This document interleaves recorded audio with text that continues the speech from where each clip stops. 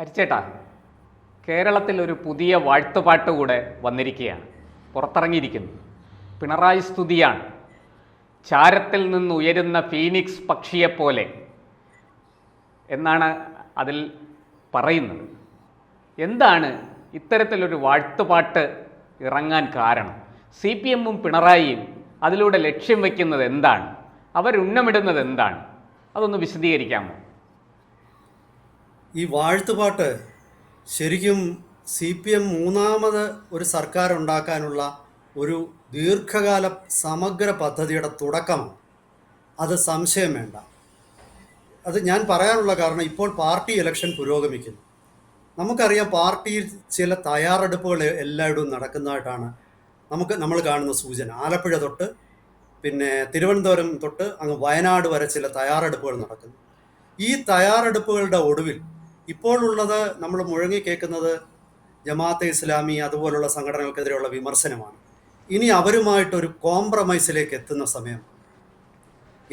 അതിനുശേഷം പാർട്ടി ചില തീരുമാനങ്ങൾ, പുതിയ തീരുമാനങ്ങൾ കോംപ്രമൈസിൻ്റെ ഭാഗമായിട്ട് വർക്കൗട്ട് ചെയ്താൽ ഞാൻ അതിശയിക്കില്ല. ഒരുപക്ഷെ ഒരു പുതിയ ഉപമുഖ്യമന്ത്രി തന്നെ രംഗത്ത് വന്നാലോ? കാരണം ഞെട്ടിക്കുന്ന ഞാൻ വിവരമാണല്ലോ. തീർച്ചയായിട്ടും. കാരണം പാർട്ടി സമ്മേളനം നടക്കുമ്പോൾ ഇത് തിരുവനന്തപുരത്ത് സെക്രട്ടേറിയറ്റിൽ ജോലി കിട്ടാനായിട്ട് ആരോ എഴുതിയ 4 വരിയൊന്നും അല്ല. അങ്ങനൊന്നും CPM പോലൊരു സംഘടനയിൽ ഒരാൾ കവിത എഴുതിയെന്ന് വിചാരിച്ച് ആ കവിത അങ്ങ് അവതരിപ്പിക്കാനുള്ള സ്വാതന്ത്ര്യം കിട്ടും? എനിക്ക് തോന്നുന്നില്ല.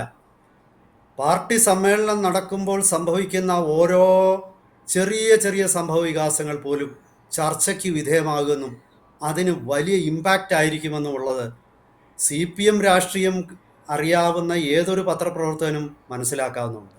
അതെ, മാത്രമല്ല, 2002 തൊട്ട് പിണറായി വിജയൻ വിഭാവനം ചെയ്ത നടപ്പിലാക്കിയ ഒരു മുസ്ലിം വിഭാഗങ്ങളിലേക്കുള്ള ഒരു എൻഗേജ്മെൻറ്റ്, പല പല മുസ്ലിം വിഭാഗങ്ങളുമായിട്ടുള്ള ഒരു അടുപ്പം, അതെ, ആ അടുപ്പം ഒറ്റയടിക്ക് വേണ്ടെന്ന് വെച്ച അവർക്കെതിരെ ചില ആരോപണങ്ങളും അതിനിശിതമായ വിമർശനങ്ങളും വരുമ്പോൾ അതിന് പിന്നിൽ മറ്റൊരു ലക്ഷ്യമുണ്ടെന്നും, ഈ തർക്കങ്ങളൊക്കെ ഒടുവിൽ ആദ്യം ഭീഷണി, അങ്ങനെ വരുതിയിലാക്കി, പിന്നെ അവർക്ക് ചില കാര്യങ്ങൾ ചെയ്തു കൊടുക്കുമെന്നും, അത് നമ്മുടെ മുഖ്യമന്ത്രിക്ക് കൂടി താല്പര്യമുള്ള ചില കാര്യങ്ങൾ ചെയ്തു കൊടുക്കാനല്ലേ ഈ ബഹളങ്ങളൊക്കെ, ഒടുവിൽ ഇത് നിർത്തുമ്പോൾ നമ്മൾ ഉദ്ദേശിക്കുന്നിടത്തേക്ക് കാര്യങ്ങൾ കൊണ്ട് എത്തിക്കാനുള്ള ഒരു സമഗ്ര പദ്ധതിയുടെ ഭാഗമായിട്ടാണ്. ഇവിടെ എന്തിനാണ് പിണറായിയെ സ്തുതിക്കുന്നത്? പിണറായി പാർട്ടിയിലെ ഒരേ ഒരു നേതാവായിട്ട് മാറണം. അതെ. തുടങ്ങുന്നതിന് മുമ്പ് തന്നെ ഞാൻ രണ്ട് മൂന്ന് കാര്യങ്ങൾ പറഞ്ഞിട്ട് ബാക്കി പിന്നെ നമുക്ക് ചർച്ച ചെയ്യാം. എൻ്റെ ഊഹത്തിൽ പിണറായി വിജയൻ്റെ സമഗ്ര പദ്ധതിയിൽ ഏറ്റവും പ്രധാനപ്പെട്ട ഒരു അംശമുണ്ട്. പഴയ പിന്നോക്ക മുസ്ലിം ഐക്യം തിരിച്ചു കൊണ്ടുവരിക. അത് ശിവഗിരിയിൽ നടപ്പാക്കി തുടങ്ങിയിരിക്കുന്നു. ശിവഗിരിയിൽ നിന്ന് ഉയരുന്ന സ്വരങ്ങൾ ഇന്ന് ശിവഗിരി മഠത്തിന് സംഘപരിവാറുമായിട്ടുള്ള അടുപ്പത്തെ അല്ല, ശിവഗിരി മഠത്തിന് വീണ്ടും CPMുമായിട്ടുള്ള അടുപ്പത്തെയാണ് സൂചിപ്പിക്കുന്നതെന്നാണ് ഞാൻ നിരീക്ഷിക്കുന്നത്. രണ്ടാമത്തേത്, CPMലെ ചോദ്യം ചെയ്യപ്പെടാനാവാത്ത നേതാവായി പിണറായി വിജയൻ മാറിയതാണ് പിണറായി വിജയന് തുടർഭരണം ഉറപ്പാക്കിയത്. അതിനിയും തുടരാൻ വേണ്ടിയാണ് ഈ പാർട്ടി സമ്മേളനത്തിൽ പിണറായി ശ്രമിച്ചുകൊണ്ടിരിക്കുന്നത്. ആലപ്പുഴ സമ്മേളനത്തിൽ പിണറായി വിജയൻ 3 ദിവസവും പങ്കെടുത്തു. എന്തുകൊണ്ട്? അദ്ദേഹത്തിന് വേറെ ജോലി ഇല്ലാത്തതുകൊണ്ടാണ്? മുഖ്യമന്ത്രിയുടെ ഓഫീസിൽ വേറെ പണിയില്ലാത്തതുകൊണ്ടാണ്? അതോ അദ്ദേഹം മുഖ്യമന്ത്രി സ്ഥാനത്ത് നിന്ന് ഇറങ്ങാൻ പോവുകയാണ്? ഒന്നും അല്ലല്ലോ. അപ്പോൾ വളരെ കൃത്യം, പാർട്ടിയുടെ ഏക ഛത്രാധിപതിയാണ്, പാർട്ടിയിൽ ചോദ്യം ചെയ്യപ്പെടാനാവാത്ത നേതാവാണ്. അപ്പോൾ ഒന്ന്, പാർട്ടിയെ കൈപ്പിടിയിൽ ഒതുക്കി നിർത്തുക. 2, രാഷ്ട്രീയമായിട്ട് പഴയ പിന്നോക്ക മുസ്ലിം ഐക്യം കൊണ്ടുവരിക.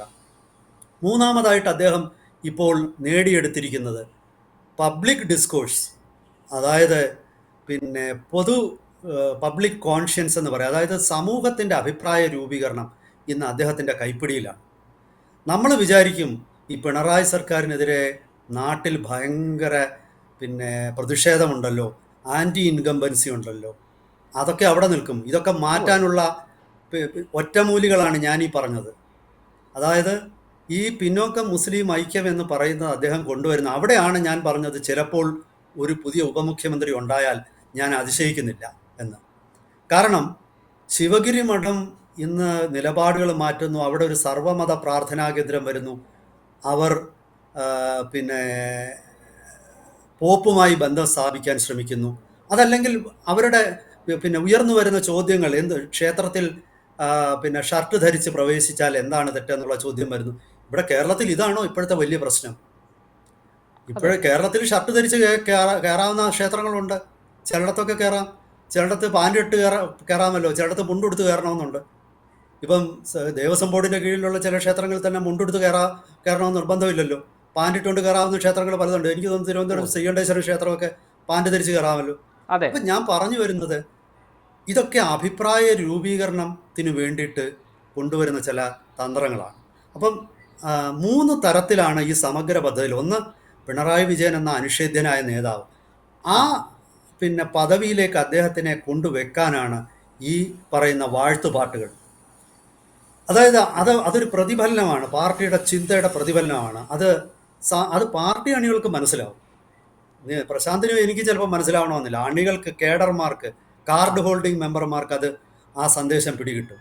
സി പി എമ്മിൽ ഒരു പ്രത്യേകത എന്ന് പറഞ്ഞാൽ ആരാണ് ഏറ്റവും കരുതുന്നത്. പാർട്ടി സമ്മേളനത്തിൽ പണ്ടൊക്കെ വി എസും പിണറായിയും തമ്മിൽ വലിയ സംഘർഷം ഉള്ളപ്പോൾ ഈ പ്രതിനിധികൾ ഇങ്ങനെ കാത്തിരിക്കും.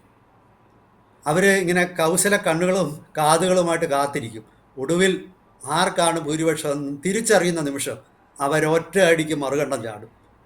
പക്ഷേ ഇതൊക്കെ ആണെങ്കിലും യഥാർത്ഥത്തിൽ തിരഞ്ഞെടുപ്പ് നടക്കുന്ന ഒരേ ഒരു പാർട്ടി എന്നുള്ള നിലയിൽ എനിക്ക് സി പി എമ്മിനോട് ബഹുമാനമുണ്ട്. കാരണം പേരിനാണെങ്കിലും ഒരു തെരഞ്ഞെടുപ്പ് നടക്കുന്നുണ്ടല്ലോ. ഇങ്ങനൊരു കാര്യം കോൺഗ്രസിലും ബി ജെ പിയിലും ഒന്നും ഇല്ലല്ലോ. ചോദിച്ചോളൂ, എന്താ ചോദിക്കാൻ വന്നല്ലോ, ചോദിച്ചോളൂ. തീർച്ചയായിട്ടും അങ്ങ് ഇപ്പോൾ പറഞ്ഞ ഈ പാർട്ടിയും പിണറായി വിജയനും സർക്കാർ മിഷണറികളെയൊക്കെ ഉപയോഗിച്ചും ഒക്കെ ചെയ്തു വരുന്ന ഈ കാര്യങ്ങൾ, പിന്നെ അങ്ങൊരു ഉപമുഖ്യമന്ത്രിയുടെ കാര്യം പറഞ്ഞു, ഒരു പ്രത്യേക സോഷ്യൽ എഞ്ചിനീയറിങ്. ഇപ്പോൾ ശിവഗിരിയിൽ സർവമത പ്രാർത്ഥനാ കേന്ദ്രം വരുന്നു. ഷർട്ട് ഇടണോ വേണ്ടയോ, ക്ഷേത്രത്തിനുള്ളിൽ ഷർട്ട് ധരിക്കാമോ ഇല്ലയോ എന്നുള്ള വിവാദമുയർത്തുന്നു. ഒരു പിന്നാക്ക മുസ്ലിം ഐക്യം വീണ്ടും രൂപപ്പെടുത്താൻ ശ്രമിക്കുന്നു. ഇതെല്ലാം ഒരു സോഷ്യൽ എഞ്ചിനീയറിങ്ങിൻ്റെ ഭാഗമല്ലേ? അങ്ങനെയെങ്കിൽ ഈ ഉപമുഖ്യമന്ത്രി ഏത് വിഭാഗത്തിൽ നിന്നായിരിക്കും? എന്താണ് അങ്ങേക്ക് തോന്നുന്നത്? തീർച്ചയായിട്ടും ന്യൂനപക്ഷം വിഭാഗത്തിൽ നിന്ന് തന്നെ ആയിരിക്കും. കുറച്ചുകൂടെ വ്യക്തമായിട്ട് പറഞ്ഞാൽ എനിക്ക് തോന്നുന്നത് മുസ്ലിം വിഭാഗത്തിൽ നിന്ന് തന്നെ ആവാനായിരിക്കാം ഒരുപക്ഷെ സാധ്യത. കാരണം പിണറായിയുടെ രാഷ്ട്രീയ തന്ത്രത്തിൻ്റെ ഭാഗമായിട്ട് ഈ സി പി എം 2000-ന് ശേഷം കേരളത്തിൽ വളർന്നത് മുസ്ലിം വോട്ട് കൊണ്ടല്ലേ? ആർക്കാണ് അതിൽ സംശയം? കാരണം മലപ്പുറത്ത് നിന്നും ഇപ്പം P V Anvar, K T Jaleel, അല്ലെങ്കിൽ അതുപോലുള്ള പല പുതിയ അബ്ദുറഹിമാൻ, ഇതൊക്കെ ഈ പരീക്ഷണങ്ങളൊക്കെ നടത്തുമ്പോൾ ഇപ്പം നമുക്കറിയാം കോഴിക്കോട് ജില്ലയിൽ നിന്നും അതുപോലെ പിന്നെ പലരും വന്നിട്ടുണ്ട്. INL എന്ന് പറയുന്ന മുസ്ലിം ലീഗിലെ ഒരു വിഭാഗം, ഇന്ത്യൻ നാഷണൽ ലീഗിൻ്റെ ആ ഒരു വിഭാഗം, അത് സി പി എം ഇടതുമുന്നണിയിലല്ലേ? അപ്പോൾ നമ്മൾ മനസ്സിലാക്കുന്നത് ഈ മുസ്ലിം വിഭാഗത്തെ കൂടെ നിർത്താതൊന്നും അവരെ തള്ളിക്കളഞ്ഞുകൊണ്ട് സി പി എമ്മിന് നിലനിൽക്കാൻ പറ്റും എന്ന് വിചാരിക്കാൻ മാത്രം രാഷ്ട്രീയമായിട്ട് വിവേകമില്ലാത്തവനാണോ പിണറായി വിജയൻ? നിങ്ങൾക്ക് തോന്നുന്നുണ്ടോ? എനിക്ക് തോന്നുന്നില്ല. കാരണം അദ്ദേഹത്തിന് അറിയാം, ഇന്ത്യയിൽ എല്ലായിടത്തും സി പി എം പുറകോട്ട് പോയപ്പോൾ കേരളത്തിൽ എന്തുകൊണ്ട് സി പി എം ഇന്നും നിലനിൽക്കുന്നു? പ്രശാന്ത് പറഞ്ഞ ആ സോഷ്യൽ എഞ്ചിനീയറിങ്ങിൽ ഇപ്പോൾ എന്തിന് അദ്ദേഹം വയനാട് ഉൾപ്പെടെയുള്ള എല്ലായിടത്തും പാർട്ടി നേതാക്കന്മാർ പിന്നെ ജമാഅത്തെ ഇസ്ലാമി എന്ന് പറയുന്നു, SDPI എന്ന് പറയുന്നു, ആഞ്ഞടിക്കുന്നു? ഇതിലൊക്കെ ഒരു ലക്ഷ്യമുണ്ട്. പണ്ട് പറയുന്ന പോലെ ഒന്നും കാണാതെ ചിലർ കിണറ്റി ചാടത്തില്ല. കിണറ്റി ചാടിയിട്ടുണ്ടെങ്കിൽ എന്തെങ്കിലും ഒരു ലക്ഷ്യമുണ്ട്, എന്തോ അവിടെ നിന്ന് മുങ്ങിത്തപ്പി എടുക്കാനാണ്. അങ്ങനെ മുങ്ങിത്തപ്പി എടുക്കാൻ തന്നെയാണ് ഈ പറയുന്ന ഭർസനങ്ങളും അതുപോലെ പരസ്യ വിചാരണകളും പരസ്യമായിട്ട് അധിക്ഷേപങ്ങളും ഒക്കെ നടത്തുന്നത്. അവിടുന്ന് ഒരു കോംപ്രമൈസിലേക്ക് എത്തും. അപ്പോൾ ഈ രീതിയിലുള്ള ഒരു കോംപ്രമൈസ് പലർക്കും സ്വീകാര്യമായിരിക്കും. അത് കേരള രാഷ്ട്രീയത്തിൽ തന്നെ ഒരു പുതിയ അധ്യായം തുറക്കും. 3ാം പിണറായി സർക്കാർ ഉറപ്പാക്കുന്നതിന് വേണ്ടി ചെയ്യുന്ന ഒരു രാഷ്ട്രീയ തന്ത്രമാണ്. ആ രാഷ്ട്രീയ തന്ത്രത്തിൻ്റെ ഭാഗമായി അനിഷേധ്യനായ നേതാവായി പിണറായി മാറുകയാണ്. അതിൻ്റെ തുടക്കമാണ് ഈ വാഴ്ത്തുപാട്ട്. ഈ സമ്മേളനങ്ങളിൽ ഇംഗ്ലീഷിൽ അതിന് ഡോഗ് വിസിലിംഗ് എന്ന് പറയും. അതായത് സ്വന്തം അണികൾക്ക് മനസ്സിലാകുന്ന ഒരു പൊളിറ്റിക്കൽ മെസ്സേജിങ് ആണ്. ബാക്കി ആർക്കും അത് പിടികിട്ടത്തില്ല. ഇനി ചോദിച്ചോളൂ.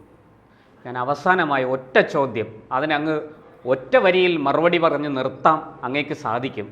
എൻ്റെ ചോദ്യം ഇതാണ്: അങ്ങനെയെങ്കിൽ പിണറായി വിജയൻ്റെ മരുമകൻ കൂടിയായ മുഹമ്മദ് റിയാസ് ഉപമുഖ്യമന്ത്രി ആകുമോ? വ്യക്തമായിട്ട് അതിന് ഞാൻ മറുപടി പറയുന്നില്ല. പക്ഷേ മുഹമ്മദ് റിയാസിന് മുഖ്യമന്ത്രി ആകാം എന്നുള്ളതിൽ ഒരു സംശയവും എനിക്ക് ഉപമുഖ്യമന്ത്രി ആകാം എന്നുള്ളതിൽ എനിക്കൊരു സംശയവും തോന്നുന്നില്ല. കാരണം അദ്ദേഹം പെട്ടെന്ന് ഇപ്പോൾ വളരെ പ്രധാനപ്പെട്ട ഒരു വകുപ്പിൻ്റെ ചുമതലയുണ്ട്. അദ്ദേഹം വളരെ വേദികളിലും പിന്നെ അതുപോലെ CPM-ൻ്റെ പ്രചരണങ്ങളിലൊക്കെ നിറഞ്ഞു നിൽക്കുന്ന ഒരു വ്യക്തിയായിട്ട് മാറുകയാണ്. അങ്ങനെ ആരെങ്കിലും ചിന്തിച്ചാൽ അത് അവരെ കുറ്റപ്പെടുത്താൻ ഞാനില്ല. കാരണം ആ ഒരു സാധ്യത തന്നെയാണ്. ഞാൻ മുമ്പേ പറഞ്ഞ വസ്തുതകളുടെ എല്ലാം അടിസ്ഥാനത്തിൽ നോക്കുമ്പോൾ തീർച്ചയായിട്ടും പിന്നെ തെളിവുകളൊക്കെ അങ്ങോട്ടാണ് വിരൽ ചൂണ്ടുന്നത്. തീരുമാനം അവർ പാർട്ടിയാണല്ലോ എടുക്കേണ്ടത്. പാർട്ടി സംസ്ഥാന സമ്മേളനം കഴിയുന്നത് വരെ നമുക്ക് കാത്തിരിക്കാം. ഈ സംസ്ഥാന സമ്മേളനം വളരെ വിസ്ഫോടനാത്മകമായ മാറ്റങ്ങൾ CPM-ൽ കൊണ്ടുവരും എന്നാണ് രാഷ്ട്രീയ നിരീക്ഷകർ പൊതുവെ കരുതുന്നത്. പിണറായി വിജയൻ എല്ലാ കരുക്കളെയും എടുത്ത് ഈ രാഷ്ട്രീയ ചതുരംഗത്തിൽ കളിക്കുകയാണ്. തുടർഭരണം മാത്രമാണ് അദ്ദേഹത്തിൻ്റെ ലക്ഷ്യം. അതിനുവേണ്ടി എന്ത് കളിയും അദ്ദേഹം കളിക്കും. അത് പാർട്ടിയെ അതിന് ഉപയോഗിക്കും. പാർട്ടിയാണ് പിണറായി, പിണറായിയാണ് പാർട്ടി. നന്ദി, നമസ്കാരം.